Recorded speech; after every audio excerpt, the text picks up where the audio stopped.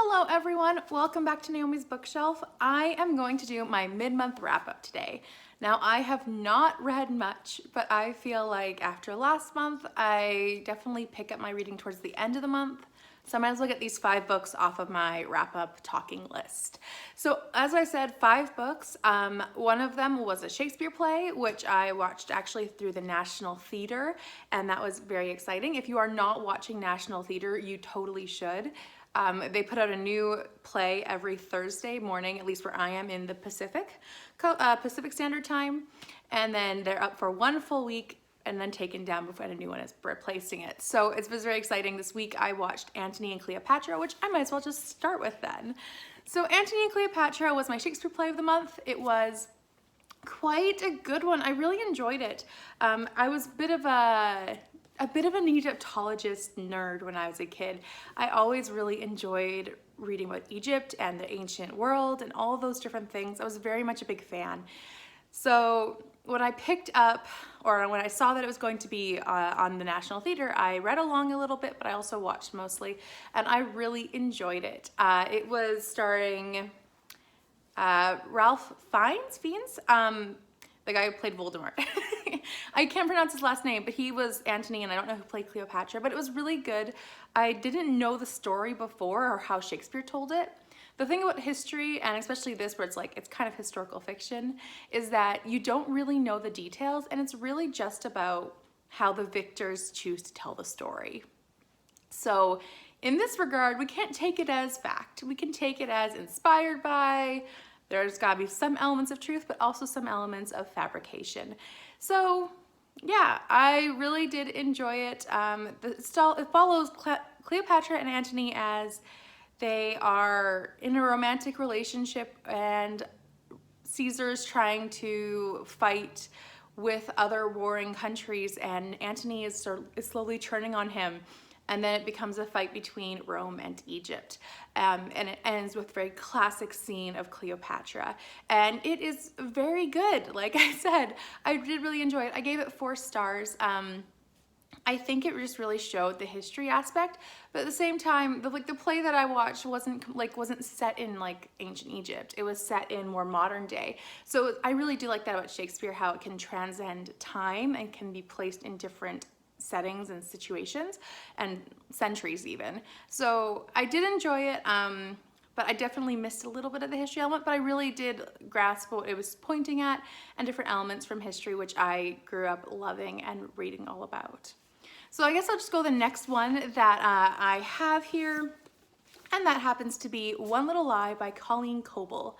Now this one I read for a book club that I'm a part of, and it was very good as well. I gave it 5 stars. I really did enjoy this one. It follows Jane as she escaped from a cult when she was 15 years old, and then when she's a police officer about 15 years later, so she's almost 30, and then she's a short woman, she's 5 foot, she's kind of tiny, and she's become a police sergeant, or she's become head of like the police chief essentially. I think that's actually what her job description is called. And everyone either believes in her or thinks that she's totally not capable. And these things start happening around town, these vigilante crimes. And then they find a body or 2. And suddenly in this small town, they have these mass amount of crimes, and she's new to the job, like just started that week. And people are questioning her. And then on top of that all, there's this documentarian named Reed, and he is following her around, and you get a hint that he knows something about her, and she does not like him at all. He is just following her around with his cameras, following her, trying to figure out this vigilante murder crime combination. So I definitely thought it was a great one. It was gripping and it kept me engaged. This actually talks a lot about adoption or giving up your child, as Jane was at the first chapter prologue. I don't think that's too much of a spoiler then. Jane is pregnant, and then she gives birth, and then immediately after, her father manages to, there's an attack on the cult, and she and her father escape, but not her baby boy. And so it's about her dealing with this for all these years. So it has a really strong sense of longing of family, but also connecting with others. And I really loved how like Jade is not a believer because like she's not a Christian, because she does not want to walk in blindly to anything like she did with the cult. So it's interesting to watch her grow from being so skeptical to starting to really evaluate faith and evaluate the Christian faith, and how sometimes you need to walk in faith, but you also can walk with somewhat eyes open. It's very interesting. I really enjoyed it. My only downer, which isn't a downer at all, is that the ending ended on a cliffhanger and I have to wait till September to read the next book. So I will definitely be picking it up soon. The next book is Where the Crawdads Sing by Delia Owens. Now, this book I think is widely loved, and I know why. I loved it too. I gave it 5 stars. This one is such an interesting story. It's historical mystery, which is actually my favorite type of mystery, where it doesn't have to be a mystery that's set in a time before its writing, but a mystery that is set in the past. So it could be an Agatha Christie that was set in the 1930s. It could be a Charles Todd, which is right in current day and written about the 1940s or 1930s as well. I love reading books about the past that are mysteries. And this one follows that. It follows Kaya as she is a little girl. She's 6 at the beginning of this book, and her father is abusive, and her mother leaves her and her siblings alone with her father, and her mother just walks off one day. And so she has to figure out how to survive in this swamp, because it's in North Carolina. They live in the marsh, and then one by one her siblings leave and she's all alone, and she has to survive by herself with her father. Her father doesn't make too much of an appearance because he's often gone for days, and she just has to survive on her own. And then you flash forward. So that's when she's a child, takes place in the 50s. I think it starts in 52. And then it jumps ahead to 69 when she's 23 years old, but they discover a body in the marsh, and the sheriff is trying to figure out what happened, and it's an investigation into it. This was such a good book. It had a lot of tough topics like prejudice and racism. It also had tough topics about not being educated and, you know, the desire for connection, which I found really relevant in today's society. I loved this book. I definitely, at the beginning, I thought I knew what was going to happen. 3/4 of the way through, I felt like I needed to change my idea of what happened, and then I ended up being somewhat on the right path, but I was not right. And I really loved how this surprised me, how it engaged me, and how it just really showed the survivalist aspect of someone who wants to be there. Also, Kaya was such an incredible character. She just challenged herself in ways you could never imagine. I really did love reading about her and her story and her survival, but also her just desire for connection. Because surviving was part of it, but the connection, the desire for connection and for love and for family and for friends was really the theme of this book, and I totally appreciated everything it had to say. So if you haven't picked it up, I highly recommend. Most people love it, and I know there are some who don't, but for the most part, it's a big win for the book community. The next one that I have is Dark Matter by Blake Crouch. So this one I read with Berna's Bookish Adventures. We buddy read it, and this was the shock of the year. I've owned this book for probably 3 years, and I think I picked it up on Books and Lala's recommendation. I saw it in the bookstore and she loved it, and I was like, oh great, maybe I'll read it one day. And I've never picked it up because it's a science fiction thriller. And I am not a science fiction reader typically. I do enjoy some, but I'm very picky. And so to pick this up and be in love with it, I gave it 5 stars. It was perfection. I couldn't even express how much I loved this book.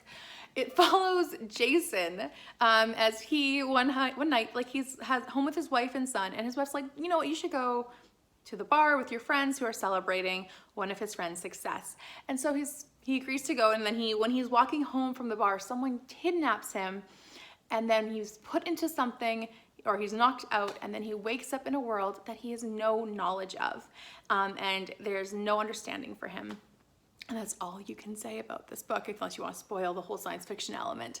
It was so, so good. I loved this story of you know, fighting for what you believe in and fighting for what you want, but also just never giving up. And this was such an interesting dynamic way of telling a story. I found it to be not confusing. Like the science fiction parts I was scared of because I was worried that they were going to be too sciencey, too many words for me to understand or for me to be able to comprehend, and it was not. Some sections were a little bit, but I was able to understand enough that I was fine. I was completely engrossed, and this ending, I mean, I thought it was well picked, and I could not have seen a better ending for this book. Which is, I mean, this book could have had a lot of endings, but I loved this ending, and I am very intrigued to read more from Blake Crouch in the future. Definitely a hit, and I was completely shocked that it was a hit. But yeah, so definitely excited to read more from him. I know that Berna and I plan to read Recursion maybe sometime later this year, because I've heard that one's good as well. And it was just such a great time buddy reading this and talking about all of the moments and the chapter sections. It was great. So the last book that I read so far this month, I've been working my way through several books. So this one I felt like was a huge accomplishment. I am not pulling it out of my shelf, but it would be Order of the Phoenix. Harry Potter and the Order of the Phoenix. 800 pages worth. It was great. It really shows all the different things. I read it for mental health-a-thon, and I feel like several of these could fit in mental health-a-thon. All of these potentially could, and I'm not sure if I'm going to fit them in there or not. But I read that one for PTSD, and Harry is definitely suffering from PTSD. But the whole time I was reading it, I was really engrossed with it. I enjoyed it a lot. The whole time, though, with Umbridge, I just kept screaming at my audiobook in a way, being like, Harry, just shut up. Don't talk to her. Don't say a word. You're gonna get more in trouble. But I really did enjoy it, and it just really showed Harry just struggling to cope with things after the whole Goblet of Fire and the tournament.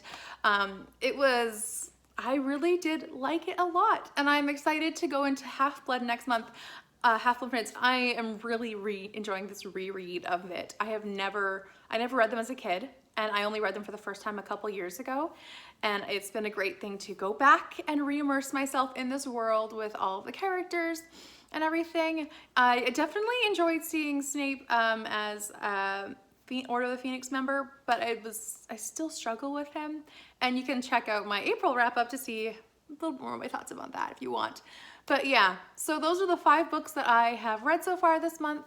I do plan on reading several more. So for what I'm currently reading, I have, I think, 4 books currently underway. It's a lot, and they're not exactly all small ones either. So I have been reading an e-copy of Turtles All the Way Down by John Green. I have been really enjoying it, and I'm just picking up whenever I'm waiting for someone or waiting for something, like I'm at an appointment or I don't know, I've been meeting a few friends to go walking, and if I'm there first, I just pick up a few pages of it, and I've been really enjoying it. I think I have like 30 pages left, so I really hope to finish that like today. Then I'm also doing my buddy read of The Two Towers with Victoria Reads Too Much. So I think I'm halfway there, or halfway. I finished the first section, and so I am excited to continue in this. I am enjoying it so far a lot.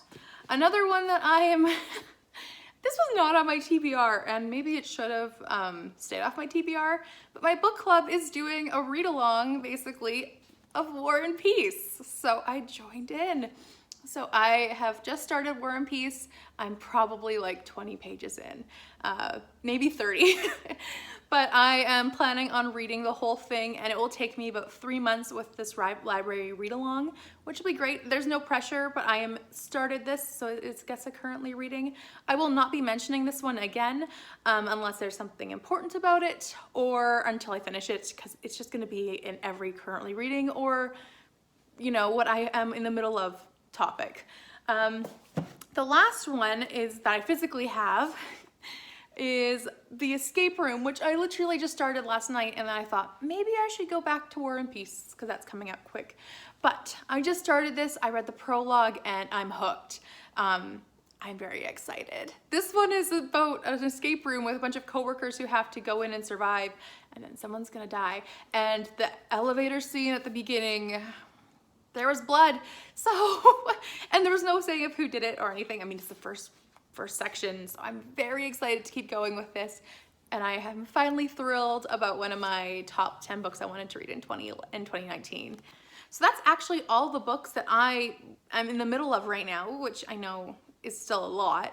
I do have big plans since I am doing a buddy read of Two Towers and War and Peace. I am not going to rush through them, but I do have big plans for reading for the rest of the month, and I'm hoping I can get some done.